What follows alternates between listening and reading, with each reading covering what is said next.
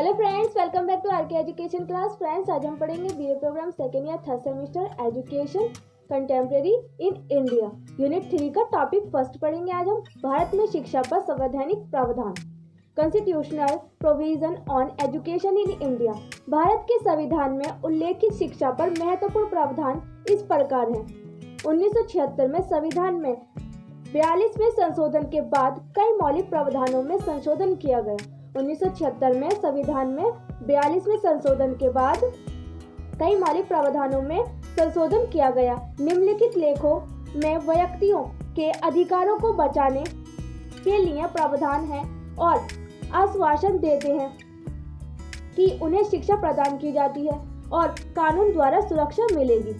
निम्नलिखित लेखों में व्यक्तियों के अधिकारों को बचाने के लिए प्रावधान है कि व्यक्ति के जो अधिकार है उनको बचाने के लिए प्रावधान है और यह भी आश्वासन देते हैं वो प्रावधान कि उन्हें शिक्षा प्रदान की जाती है, कि उनको शिक्षा भी प्रदान की जाएगी और कानून के द्वारा सुरक्षा मिलेगी और उनको कानून के द्वारा भी सुरक्षा मिलेगी। समानता का अधिकार और भेदभाव के खिलाफ अधिकार। समानता का अधिकार और भेदभाव के खिलाफ अधिकार। Right to equality and right against discrimination. अनुच्छेद 14 कानून के समक्ष समानता है। अनुच्छेद 14 यानी आर्टिकल 14 कानून के समक्ष समानता है। यह एक मौलिक अधिकार है और ये क्या है? एक मौलिक अधिकार है और इसे किसी व्यक्ति से वापस नहीं लिया जा सकता। यह एक मौलिक अधिकार है और इसे किसी व्यक्ति से वापस भी नहीं लिया जा सकता। समानता का अधिकार यह सुनिश्चित करता है कि लिंग, जाति, वर्ग, सामाजिक स्थिति, धर्म, जन्म स्थान और नस्ल के आधार पर व्यक्तियों के बीच कोई भेदभाव नहीं होगा। और जो समानता का अधिकार है वो यह सुनिश्चित करता है कि किसी के बीच लिंग और जाति, वर्ग, सामाजिक, आर्थिक, धर्म या जन्म स्थानीय और या नस्ल के आधार पर उसको कोई भी भेदभाव नहीं किया जाएगा। सबको समान समझा जाएगा समानता के अधिकार में। कानून के समक्ष सभी लोग समान है और कानून के समक्ष सभी लोग समान है। वो चाहे किसी भी जाति से, किसी भी धर्म से, कोई भी सामाजिक वो स्थिति हो या किसी भी स्थान में उन्होंने जन्म लिया हो, कोई भी नस्ल है के आधार पर है वो व्यक्ति, तो उनको कानून के समक्ष में सभी को समान समझा जाएगा। कोई भी छोटा है या कोई भी बड़ा है, कानून की नज़र में सब समान है और उनके पास विकास करने के समान अवसर होंगे और उनके पास विकास होने के, डेवलप करने के समान अवसर होंगे। शिक्षा के संबंध में यह सभी को शिक्षा सुनिश्चित करने और प्रवेश के नियमों को विनियमित करने का इरादा रखता है और या उनके पास विकास करने के समान अवसर होंगे। जो भी व्यक्ति है वो छोटा है या बड़ा, उनके पास सभी के पास समान अवसर होंगे विकास करने के, डेवलप करने के। और शिक्षा के संबंध में भी ये सभी को शिक्षा सुनिश्चित करने और प्रवेश के नियमों को विनियमित करने का इरादा रखता है। अनुच्छेद 15 धर्म, जाति, नस्ल, जन्म स्थान और लिंग के आधार पर भेदभाव का निषेध। आर्टिकल 15 राज्य, धर्म, जाति, नस्ल, लिंग और जन्म स्थान के आधार पर किसी भी व्यक्ति के साथ भेदभाव नहीं होगा। राज्य, धर्म, जाति, नस्ल, लिंग और जन्म स्थान के आधार पर किसी में भी भेदभाव नहीं होगा या उनमें से किसी को भी या कोई भी किसी भी विकलांगता के अधीन होगा।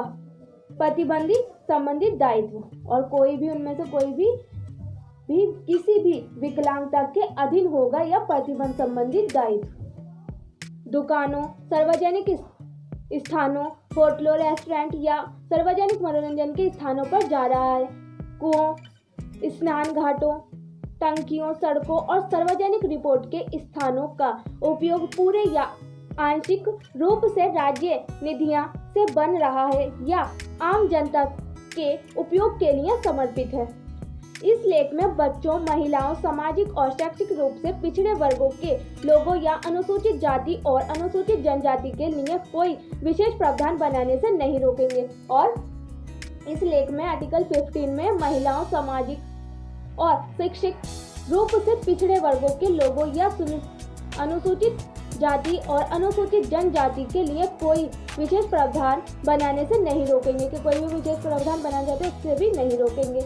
यह लेख मौलिक अधिकारों का समर्थन करता है। आर्टिकल 15 जो है वो मौलिक अधिकारों का समर्थन करता है और हाशिए के समुदाय के उत्थान के लिए विशेष प्रावधान प्रदान करता है। और आर्टिकल 15 मौलिक अधिकारों का समर्थन करता है और हाशिए के समुदायों के उत्थान के लिए विशेष प्रावधान प्रदान करता है।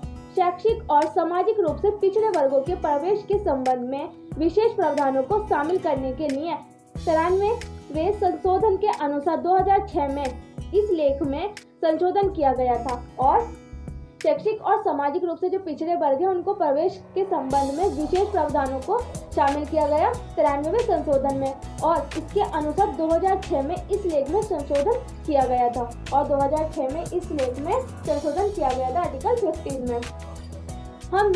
हमें सभी बच्चों के साथ समान रूप से व्यवहार करना होगा और हमें सभी बच्चों के साथ समान रूप से व्यवहार करना होगा और सामाजिक रूप से वंचित समूह के बच्चों के मामले में अन्य बच्चों के साथ बच्चों को बराबर लाने के लिए विशेष प्रयास और प्रावधान किए जाने चाहिए। हमें सभी बच्चों के साथ समान व्यवहार करना होगा और सामाजिक रूप से जो वंचित है समूह के जो बच्चे हैं उनके मामले में अन्य बच्चों के साथ भी बच्चों को बराबर लाने के लिए विशेष प्रयास और प्रावधान किए जाने चाहिए। महिला शिक्षा के लिए भी विशेष प्रावधान किए गए हैं और महिला शिक्षा के वुमेन एजुकेशन के लिए भी कई विशेष प्रावधान किए गए हैं। एक शिक्षक जागरूकता ला सकता है और एक जो शिक्षक है टीचर है वो जागरूकता ला सकता है और बालिका शिक्षा के लिए भी प्रयास कर सकता है और बालिका शिक्षा के लिए भी लड़कियों की शिक्षा के लिए भी प्रयास कर सकता है। अनुच्छेद 16 राज्य के तहत किसी भी कार्यालय में रोजगार या नियुक्ति से संबंधित सभी मामलों में अवसरों की समानता। Article 16 Equality of opportunities for all in matters related to employment or appointment to any office under the state। राज्य के अंतर्गत किसी भी कार्यालय में रोजगार या नियुक्ति से संबंधित मामलों में सभी नागरिकों के लिए अवसर की समानता होगी।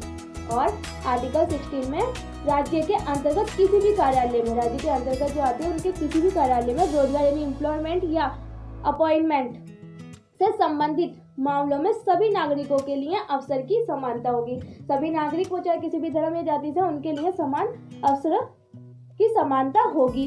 कोई भी नागरिक केवल धर्म, जाति, नस्ल, लिंग, जन्म स्थान, निवास या उनमें से किसी के आधार पर राज्य के तहत किसी भी रोजगार या कार्यालय के संबंध में अयोग्य नहीं होगा और कोई भी व्यक्ति किसी भी धर्म से, किसी भी जाति से, नस्ल से, किसी भी लिंग से या कहीं भी जन्म है, उसका स्थान है, निवास है, उसमें से किसी के भी आधार पर राज्य के तहत किसी भी एम्प्लॉयमेंट या कार्यालय से संबंध में अयोग्य नहीं होगा। कोई भी व्यक्ति अयोग्य नहीं होगा या उसके साथ भेदभाव करेगा या उसके साथ भेदभाव भी नहीं करा जाएगा, कोई भी व्यक्ति हो चाहे वो। थर्ड, इस लेख में कुछ भी नहीं है और इस लेख में कुछ भी नहीं है कि सरकार की या राज्य या केंद्र शासित प्रदेश के भीतर किसी राज्य या केंद्र शासित प्रदेश के भीतर किसी राज्य या केंद्र शासित प्रदेश में किसी भी कार्यालय में रोजगार या नियुक्ति की श्रेणियों के संबंध में कोई प्रावधान बनाने के लिए संसद को रोक दिया जाएगा। और आर्टिकल 16 में सरकार की या राज्य की या केंद्र शासित प्रदेश के भीतर किसी भी राज्य या केंद्र शासित प्रदेश के भीतर किसी भी राज्य केंद्र शासित प्रदेश में किसी भी कार्यालय में रोजगार या नियुक्ति की श्रेणियों के संबंध में कोई प्रावधान बनाने के लिए संसद को रोक दिया जाएगा। ऐसे रोजगार या नियुक्ति से पहले उस राज्य या केंद्र शासित प्रदेश के भीतर ऐसा कोई भी प्रावधान नहीं है आर्टिकल 16 में कि किसी भी कार्यालय में रोजगार या नियुक्ति की श्रेणियों के संबंध में प्रावधान बनाने के लिए संसद को रोक दिया जाएगा। ऐसे रोजगार या नियुक्ति से पहले उस राज्य का केंद्र शासित प्रदेश के भीतर। इस अनुच्छेद में कुछ भी राज्य का किसी भी पिछड़े वर्ग के नागरिकों के पक्ष में नियुक्तियों या पदों के आरक्षण का प्रावधान करने से नहीं रोकेगा। और आर्टिकल 16 में भी राज्य का किसी भी पिछड़े वर्ग के नागरिकों के पक्ष में नियुक्तियों या पदों के आरक्षण का प्रावधान करने से नहीं रोकेगा कोई भी, जो कि राज्य के विचार में राज्य के अधीन सेवाओं में पर्याप्त रूप से प्रतिनिधित्व नहीं करता है, जो कि राज्य के विचार में राज्य के अनुसार राज्य के विचार में राज्य के अधीन सेवाओं में पर्याप्त रूप से प्रतिनिधित्व नहीं करता है। 15 इस अनुच्छेद में कुछ भी राज्य को अनुसूचित जातियों और अनुसूचित जनजातियों के पक्ष में राज्य के अधीन सेवाओं में किसी भी वर्ग या वर्गों के पदों पर पदोन्नति के मामलों में आरक्षण के लिए रोकेगा, जो कि राज्य और राज्य के अधीन सेवाओं में पर्याप्त रूप से प्रतिनिधित्व नहीं करते हैं। यह लेख पदों को आरक्षित करने पर जोर देता है, और जो आर्टिकल 16 है वो पदों को आरक्षित करने पर जोर देता है, लेकिन जैसे किसी ने भी उन सीटों की क्षमता और कौशल के बारे में पूर्व धारणा नहीं रखी है। और आर्टिकल 16 में आरक्षित करने पर जोर दिया गया है, पदों को आरक्षित करने पर जोर देता है, और लेकिन हम में से किसी ने भी उन सीटों की क्षमता और कौशल के बारे में पूर्व धारणा नहीं रखी है जिन्हें आरक्षित सीटों के लिए खिलाफ नियुक्त किया जाता है, जो कि आरक्षित सीटों के लिए खिलाफ नियुक्त किया जाता है। शिक्षण संस्थानों में परामर्श सेवाएं उपलब्ध हैं, और शिक्षण संस्थानों में परामर्श सेवाएं उपलब्ध हैं जो छात्रों को उनकी योग्यता और रुचियों के अनुसार प्रासंगिक धाराओं और सवरों का चयन करने के लिए निर्देशित कर सकती हैं। शिक्षक की भूमिका ऐसे सभी प्रावधानों के बारे में जागरूकता विकसित करने की है, और शिक्षकों जो टीचर्स हैं उनकी भूमिका ऐसे सभी प्रावधानों के बारे में जागरूकता अवेयरनेस विकसित करने की है, ताकि शिक्षा प्राप्त करने के बाद छात्र आसानी से विशाल नौकरी के अवसरों और अनुसूचित जाति और अनुसूचित जनजाति और अन्य पिछड़े वर्ग के छात्रों के लिए अपने आरक्षण का लाभ उठा सके, और जिससे कि एजुकेशन प्राप्त करने के बाद जो छात्र हैं वो आसानी से विशाल नौकरी के अवसरों और अनुसूचित जाति और अनुसूचित जनजाति और अन्य पिछड़े वर्ग के छात्रों के लिए अपने आरक्षण का लाभ उठा सके। अनुच्छेद 17 अस्पृश्यता का उन्मूलन। अस्पृश्यता समाप्त कर दी जाती है। अस्पृश्यता समाप्त कर दी जाती है और किसी भी रूप में इसका अभ्यास वर्जित है, और किसी भी रूप में इसका अभ्यास वर्जित है। अस्पृश्यता से उत्पन्न किसी भी विकलांगता का प्रवर्तन कानून से समक्ष दंडनीय अपराध होगा, और अस्पृश्यता से उत्पन्न किसी भी विकलांगता का प्रवर्तन कानून से समक्ष दंडनीय अपराध होगा। एक शिक्षक को इस अधिनियम के बारे में पता होना चाहिए, और एक शिक्षक को इस अधिनियम के बारे में पता होना चाहिए, और उसे लोक नृत्य, पथ नाटक और नाटक जैसे सह पाठ्यक्रम गतिविधियों का आयोजन करके छात्रों में इस जागरूकता का प्रयास करना चाहिए। और एक शिक्षक को इस अधिनियम के बारे में पता होना चाहिए, उसको नॉलेज होनी चाहिए अधिनियम के बारे में, और उसे लोक नृत्य, नाटक और नाटक जैसे सह पाठ्यक्रम गतिविधियों का आयोजन करके छात्रों को इस जागरूकता का प्रयास कराना चाहिए। तो इसमें अवेयर करना चाहिए छात्रों को भी, नाटक के द्वारा या नृत्य, लोक नृत्य के द्वारा छात्रों को भी बारे में जागरूक करना चाहिए, अवेयर करना चाहिए। अनुच्छेद 18 आर्टिकल 18 उपाधियों का उन्मूलन। अनुच्छेद 18(1) कोई उपाधि सैन्य या शैक्षणिक भेद नहीं होने पर राज्य द्वारा सम्मानित किया जाएगा। कोई उपाधि सैन्य या शैक्षणिक भेद नहीं होने पर राज्य द्वारा सम्मानित किया जाएगा। भारत का कोई भी नागरिक किसी भी विदेशी राज्य की किसी भी शिक्षा को स्वीकार नहीं करेगा, और भारत का कोई भी नागरिक किसी भी विदेशी राज्य के किसी भी शिक्षक को स्वीकार नहीं करेगा। कोई भी व्यक्ति जो भारत का नागरिक नहीं है, कोई भी व्यक्ति जो कि भारत का नागरिक नहीं है, जबकि वह राज्य के तहत लाभ या विश्वास का कोई भी कार्यालय रखता है। कोई भी व्यक्ति जो कि भारत का, इंडिया का नागरिक नहीं है, लेकिन वह राज्य के तहत लाभ या विश्वास का कोई भी कार्यालय रखता है, राष्ट्रपति की सहमति के बिना किसी भी विदेशी राज्यों के किसी भी शिक्षक के बिना, और राष्ट्रपति की सहमति के बिना किसी भी विदेशी राज्य के किसी भी शिक्षक के बिना। 18(4) राज्य के तहत लाभ या विश्वास के किसी भी कार्यालय को धारण करने वाला कोई भी व्यक्ति राष्ट्रपति की सहमति के बिना किसी भी प्रकार के प्रस्तुतिकरण परित्याग या किसी भी विदेशी राज्य के किसी भी कार्यालय को स्वीकार नहीं करेगा और राज्य के तहत लाभ या विकास के किसी भी कार्यालय को धारण करने वाला कोई भी व्यक्ति है वो राष्ट्रपति की सहमति के बिना, राष्ट्रपति की अनुमति देगा उसके बिना किसी भी प्रकार के प्रस्तुतिकरणों या परित्यागों या किसी भी विदेशी राज्य के किसी भी कार्यालय को स्वीकार नहीं करेगा, उसको एक्सेप्ट नहीं करेगा। यह राज्य को किसी भी चाहे वह नागरिक हो या विदेशी किसी भी उपाधि, सैन्य या अकादमिक भेदभाव को छोड़कर सब सम्मान करने से रोकता है और यह राज्य को किसी भी चाहे वह नागरिक हो या विदेशी हो या किसी भी उपाधि यानी सैन्य या अकादमिक भेदभाव को छोड़कर सम्मान करने से रोकता है। उदाहरण के लिए डॉक्टर CAMBBS यह लेख भारत के किसी भी विदेशी राज्य के किसी भी शिक्षक को स्वीकार करने से रोकता है।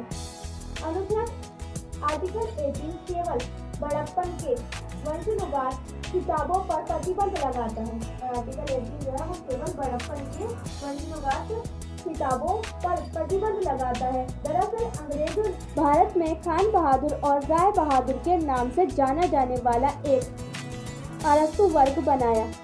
इन उपाधियों को भी समाज के नागरिकों पर सैन्य और शैक्षणिक अंतर को सम्मानित किया जा सकता है और आर्टिकल 18 में केवल बड़प्पन के वंशानुगत खिताबों पर ही प्रतिबंध लगाता है। दरअसल अंग्रेजों ने भारत में खान बहादुर और राय बहादुर के नाम से जाने जाने वाला एक अरस्तु वर्ग बनाया था। क्या बनाया था अंग्रेजों ने? भारत में खान बहादुर और राय बहादुर के नाम से जाने वाला एक अरस्तु वर्ग बनाया। इन उपाधियों को भी समाप्त के नागरिकों पर सैन्य और शैक्षणिक अंतर को समन्वित किया जा सकता है।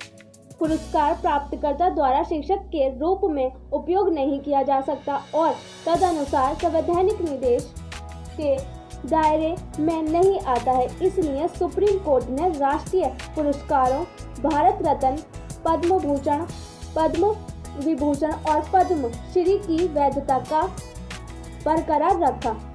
पुरस्कार प्राप्तकर्ता द्वारा शिक्षक के रूप में उपयोग नहीं किया जा सकता है और तदनुसार संवैधानिक निर्देश के दायरे में नहीं आता है। तदनुसार ये संवैधानिक निर्देश के दायरे में नहीं आता है। इसलिए सुप्रीम कोर्ट ने राष्ट्रीय पुरस्कार भारत रत्न, पद्म भूषण, पद्म विभूषण और पद्म श्री की वैधता का बरकरार रखा, उनकी वैधता को बरकरार रखा। साथ ही सर्वोच्च न्यायालय द्वारा यह कहा गया कि उन्हें पुरस्कार देने वाले के नाम के प्रत्यय या उपसर्ग के रूप में नहीं जोड़ा जा सकता है और साथ ही सर्वोच्च न्यायालय द्वारा यह कहा गया कि उन्हें पुरस्कार देने वाले के नाम से प्रत्यय या उपसर्ग के रूप में नहीं जोड़ा जा सकता है और यदि जोड़ा गया तो उन्हें जब्त किया जा सकता है और अगर उनको जोड़ा गया, इंक्लूड किया गया तो उनको जब्त किया जा सकता है। अनुच्छेद 19 स्वतंत्रता का अधिकार, आर्टिकल 19 राइट टू फ्रीडम। सभी नागरिकों को अभिव्यक्ति की स्वतंत्रता, अभिव्यक्ति का अधिकार हो सकता है और सभी नागरिकों की अभिव्यक्ति की जो स्वतंत्रता है वो अभिव्यक्ति का अधिकार हो सकता है। संघों या यूनियनों का गठन कर सकते हैं और संघों या यूनियनों का गठन कर सकते हैं। वे बिना किसी हथियार के इकट्ठा हो सकते हैं और वे बिना किसी हथियार के, कोई भी हथियार लिए बिना इकट्ठा हो सकते हैं और पूरे भारत के क्षेत्र में स्वतंत्र रूप से घूम सकते हैं और पूरे भारत देश में स्वतंत्र रूप से घूम सकते हैं, निवास कर सकते हैं और वहाँ पर रह सकते हैं। भारत में किसी भी जगह पर रह सकते हैं वो और क्षेत्र के किसी भी हिस्से में बस सकते हैं और भारत के किसी भी हिस्से में वे बस सकते हैं और किसी भी पेशे, व्यवसाय का अभ्यास कर सकते हैं और किसी भी पेशे, कोई भी जॉब या कोई भी उन्हें बिजनेस करना है वो भी कर सकते हैं। स्वतंत्रता के अधिकार में व्यापार शिक्षक अभिव्यक्ति की स्वतंत्रता या भाषण के अधिकार के बारे में छात्रों को जागरूक कराने के लिए विभिन्न मौजूदा मुद्दों पर बहस का आयोजन कर सकते हैं और शिक्षक अभिव्यक्ति की स्वतंत्रता या भाषण के अधिकार के बारे में छात्रों को जागरूक अवेयर कराने के लिए विभिन्न मौजूदा मुद्दों पर बहस का आयोजन कर सकते हैं और शिक्षक जो है, टीचर्स जो है वो बच्चों को इस बारे में जागरूक करने के लिए, स्वतंत्रता के अधिकार के बारे में जागरूक करने के लिए, अवेयर करने के लिए वह विभिन्न मौजूदा मुद्दों पर बहस डिबेट का आयोजन कर सकते हैं। रचनात्मक लेखन और निबंध प्रतियोगिता विभिन्न पहलुओं पर अपने विचार व्यक्त करने में सहायक हो सकती है और रचनात्मक लेखन और निबंध प्रतियोगिताओं विभिन्न पहलुओं पर अपने विचार व्यक्त करने में सहायक हो सकती हैं। समूह में काम करने के लिए सहयोगात्मक सीखने की रणनीति फलदायी गतिविधि होगी और रचनात्मक लेखन और निबंध प्रतियोगिता विभिन्न पहलुओं पर अपने विचार व्यक्त करने में सहायक हो सकती हैं। अपने विचार को प्रकट करने में वो सहायक हो सकती हैं और समूह में काम करने के लिए सहयोगात्मक सीखने की रणनीति फलदायी गतिविधि होगी। 21A शिक्षा का अधिकार। Article 21A right to education. संविधान के 80वें संशोधन अधिनियम 2002 के बाद अनुच्छेद 21 के बाद एक नया अनुच्छेद 21A जोड़ा गया। संविधान के 86वें संशोधन अधिनियम के बाद अनुच्छेद 21 के बाद एक नया अनुच्छेद 21A जोड़ा गया। इस संशोधन अधिनियम द्वारा बच्चों को मुक्त और अनिवार्य शिक्षा का अधिकार अधिनियम 2009 जिसे आमतौर पर शिक्षा का अधिकार अधिनियम कहा जाता है।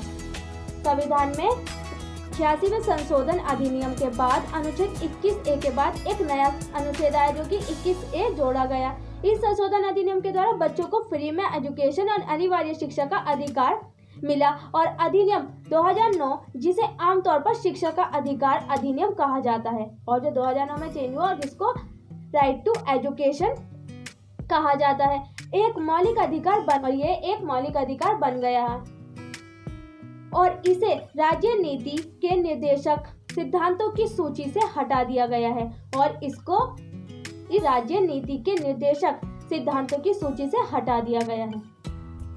इस अधिनियम के अनुसार राज्य 6 से 14 वर्ष की को इस तरह से मुक्त और अनिवार्य शिक्षा प्रदान करेगा जिसे कि राज्य कानून द्वारा निर्धारित किया जा सकता है और इस अधिनियम के द्वारा आर्टिकल 21A के द्वारा इस राज्य 6 से 14 वर्ष के सभी बच्चों को इस तरह से फ्री में और अनिवार्य शिक्षा प्रदान करेगा जैसे कि राज्य कानून द्वारा निर्धारित की जा सकता है जैसे कि राज्य के कानून द्वारा निर्धारित किया जा सकता है।